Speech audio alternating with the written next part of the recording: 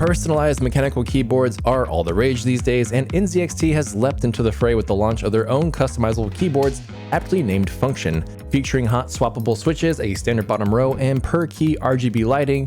There's a lot to unpack with these, so let's get into it. The Function keyboards come in 3 different form factors.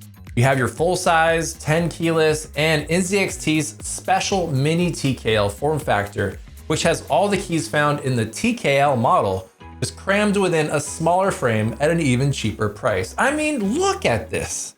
Those keys are really packed in there. They even managed to squeeze an F13 key and a dedicated macro key, although it does not come with a wrist rest like the other two.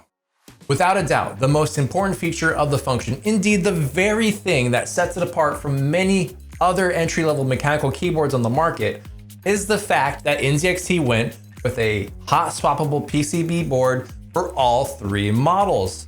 Now, for those new to mechanical keyboards, I can already imagine what you're thinking. What the heck does that mean, and why should I even care? Let me tell you, hot swappable switch sockets mean that the switches you choose are not soldered onto the board, and therefore you are free to remove them as you please. Ultimately, this allows you to extend the life of your keyboard, replacing parts as they fail over time, etc.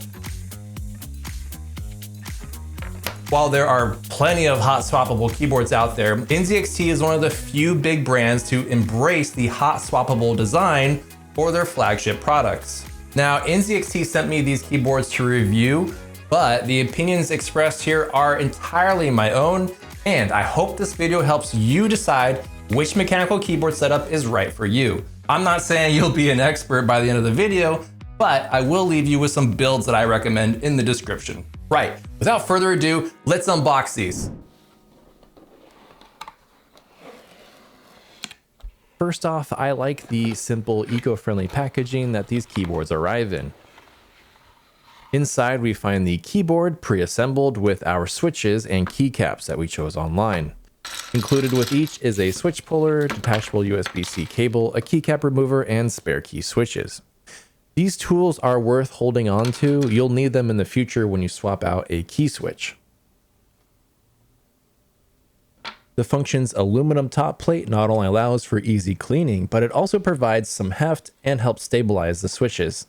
There wasn't any flexing of the board when typing that I could notice, and all 3 options appear to have a layer of foam sitting between the aluminum plate and the PCB board to dampen vibrations.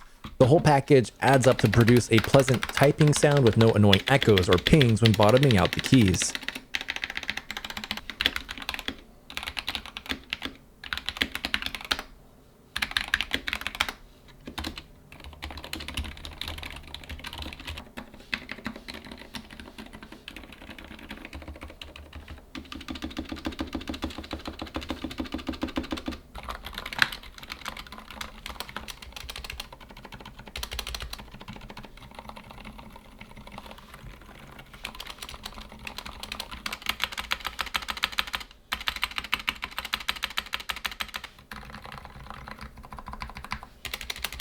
The stabilizer bars on these keyboards do not come lubed from the factory, but we can work with this.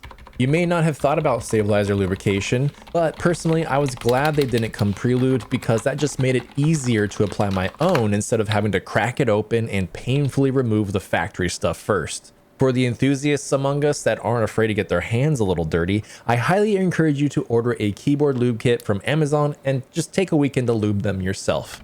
Not only will it feel a lot better when typing, but it will sound quieter too. Here's a quick example.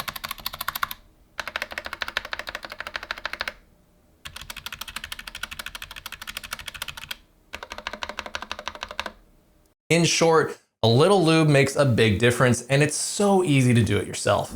On the left-hand side of the keyboards are a volume knob, and just under that are a few buttons that control the mute, the wind lock feature, and the LED brightness. The full-size and TKL variants feature a wrist rest and status lights for caps lock, num lock, and scroll lock, while the MiniTKL does not have status lights, but rather it makes the LEDs white underneath the impacted key instead. All of these feature 100% anti-ghosting and in-key rollover. When building your keyboard online, NZXT lets you choose from 5 Gatoron switches. You've got your typical clicky blues, your linear reds, and tactile brown options, along with a couple of special silent switches that are ideal for streamers. That said, you can use any cherry profile switch of your choice on these keyboards. They will work totally fine. Personally, I like the Alias silent tactile switches, which utilize rubber dampeners built into the stem piece for a quieter keystroke when bottoming out. Perfect for streamers that don't want their mic picking up the sounds of their keyboards, although users looking for maximum quiet will need to lube those noisy stabs that I mentioned earlier. So NZXT are selling 2 versions of this keyboard. A retail version that you can buy off the shelf, which defaults to Gatoron red switches, black ABS keycaps, and a white top plate. And then there's the direct-to-consumer version, which gives you far more options, but is only available to order online. Just something to keep in mind in case you were thinking about buying one at a physical store. Ordering online allows you to choose from 2 PBT keycap colors, black or gray. Black keycaps allow light to shine through them, but the gray keycaps do not. There is also the option to purchase colorful accent keycaps for 10 bucks. These come in yellow, red, blue, cyan, and purple. If that isn't enough for you, they offer colorful matching braided USB-C cables for an extra $10. And I think they did a good job of getting the cables to accurately reflect the color of the accent keys, vibrancy, and tone. I mean, at least for the purple color. Mine didn't have it, but I think the cyan accent with the gray keycaps would look amazing because the cyan cable looks awesome in concert with the gunmetal gray. The RGB lighting within function is pretty basic. The LED lights are bright and the color reproduction is good, although the animation speed and the transition between different colors leaves a bit to be desired. The lighting is fully customizable via NZXT's CAM software with individual per key lighting.